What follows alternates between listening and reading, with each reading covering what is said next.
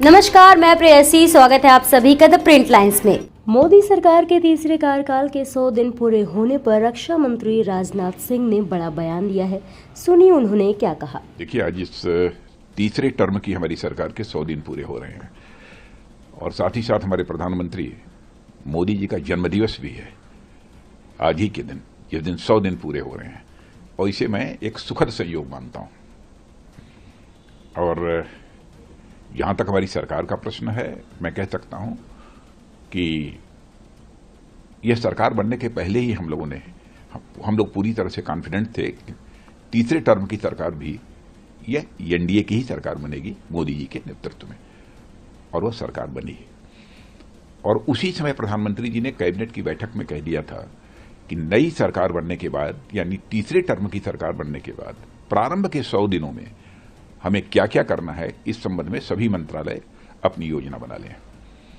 और वह योजना पहले ही बन गई थी और कैबिनेट के फॉर्मेशन के बाद तुरंत सारी योजनाओं से संबंधित जो भी कैबिनेट को फैसले लेने थे, कैबिनेट ने फैसले लिए और उसको अमली जामा पहनाना भी हम लोगों ने प्रारंभ किया।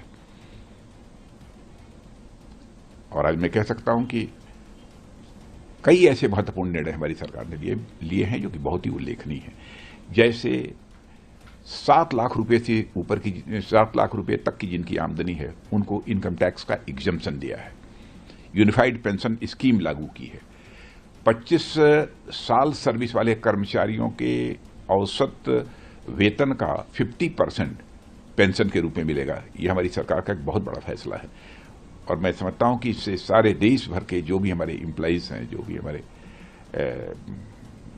विभिन्न सेवाओं में जो लगे हुए हैं लोग, उनको बहुत बड़ी इससे राहत मिलेगी। सरकारी सेवाओं में लगे लोगों को 1 रैंक 1 पेंशन का तीसरा संस्करण भी हम लोगों ने लागू किया है। अपने हमारे जो रिटायर्ड हमारे सैनिक हैं, सैनिक अधिकारी हैं, और साथ ही प्रधानमंत्री आवास योजना 3 करोड़ और अधिक बनाने का लक्ष्य हम लोगों ने निर्धारित किया है।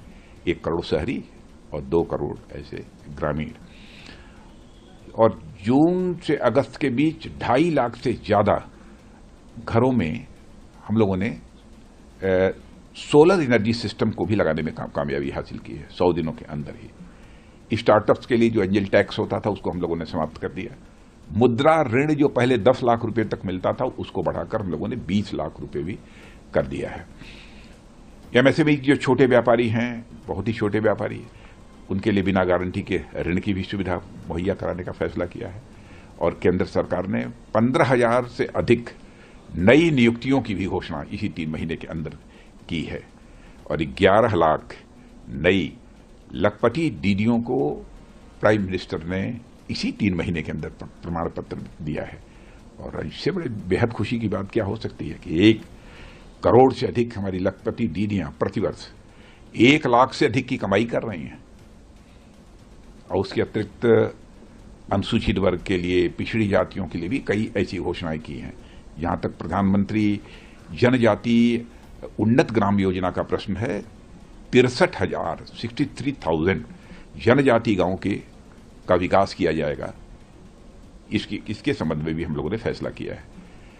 अनुसूचित वर्ग, पिछड़े वर्ग और सफाई कर्मचारियों की आजीविका के लिए रियायती ऋण देने का भी फैसला हम लोगों ने किया है। और एक बहुत ही महत्वपूर्ण फैसला, 70 वर्ष से ऊपर के जो लोग भी हैं, चाहे किसी भी इनकम ग्रुप के हों, किसी भी जाति, पंथ और मजहब के क्यों न हो, सबको आयुष्मान भारत की योजना का लाभ मिलेगा। यानी 5 लाख रुपए तक का प्रतिवर्ष निःशुल्क चिकित्सा उन्हें उपलब्ध कराई जाएगी। जहां तक रक्षा मंत्रालय का, हमारे मंत्रालय का प्रश्न है, तो लगभग 1.5 लाख करोड़ रुपए से अधिक का बड़े डिफेंस आइटम्स को परचेज करने के लिए हमारी डिफेंस एक्विजिशन काउंसिल जो होती है, जो रक्षा खरीद फरोख्त के मामलों में जो फैसला करती है, वह भी फैसला हम लोगों ने 1.5 लाख करोड़ रुपए से अधिक का लिया है। ऐसे ही और भी अहम खबरों को देखने के लिए बने रहिए द प्रिंट लाइन्स के साथ।